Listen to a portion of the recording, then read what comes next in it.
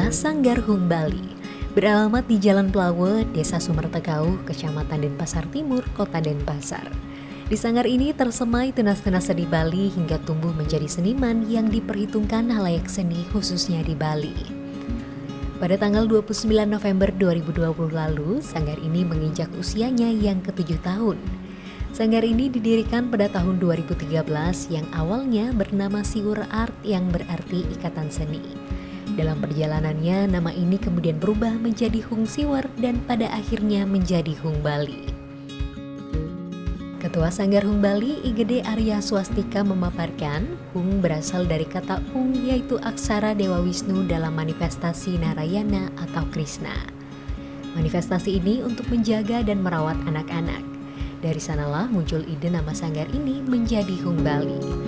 Huruf H adalah huruf kiasan untuk menambahkan tekanan menjadi Hung. Dan Bali adalah wilayah atau tempat dari kelahirannya.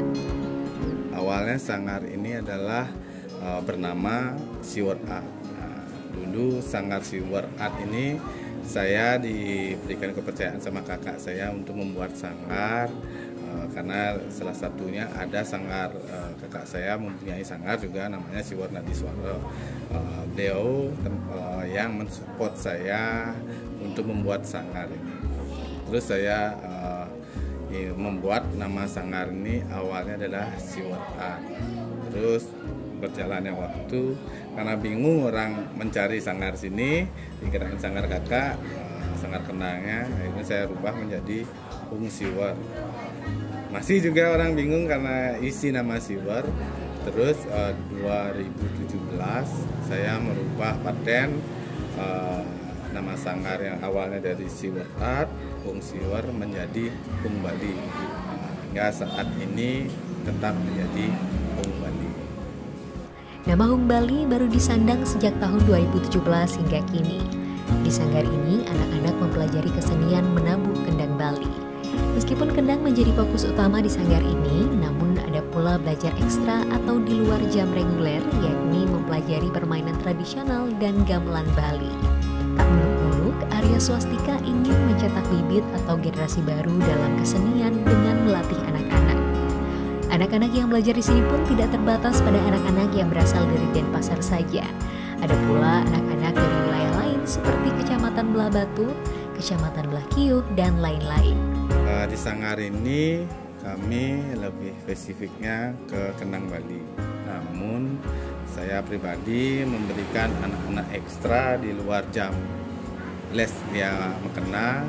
Kita ada permainan tradisional, ada waktu ini gamelan Bali agar anak-anak yang belajar di sini mengetahui nada-nada gamelan. Biar dia tidak bisa mengenang aja, namun dia tidak tahu nada. Itu lebih berbahaya nanti untuk anak-anak ke depannya. Dia bisa mengenang tapi dia tidak tahu nada, tidak tahu tempo. Jadinya sia-sia anak-anak belajar mengenang kalau tidak tahu tempo dan nada.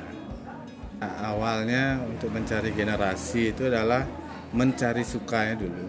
Karena anak-anak harus suka dulu, harus nyaman dengan apa yang akan dilakukan oleh dia. Contohnya mengenang, kita mencari nyamannya anak-anak dulu, mencari sukanya. Karena masing-masing anak ini kan karakternya berbeda-beda, caranya menangkap berbeda, caranya dia mengeksplor ketika saya memberikan pelajaran itu bagaimana. Artinya kita mencari anak-anak itu menjadi suka dulu. Ketika dia suka, baru dia akan lebih ke spesifik mendalami permainan kendang itu sebagaimana mestinya.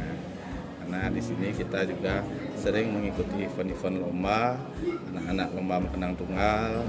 Ya kebanyakan sih anak-anak tiang, anak-anak didik tiang masuk dalam perlombaan mengenang barong, baris, biar duduk dan sebagainya.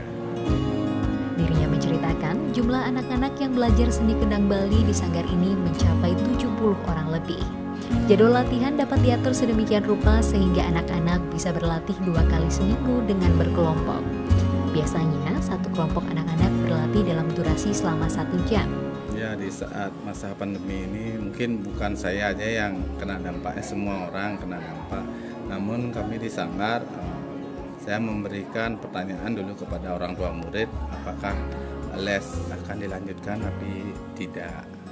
Di sana ada masukan dari orang tua murid, tetap ada les biar anak-anak tidak cenderungnya dia bermain di rumah aja, biar dia ada kegiatan yang positif. Jadi tetap yang laksanakan les di saat pandemi, namun kita batasi anak-anak yang les pada saat pandemi ini. Biasanya dia 10 orang, sekarang kita minimalkan menjadi 5 orang, yang jadinya 20 menjadi 10, tetap menjaga jarak, memakai protokol kesehatan.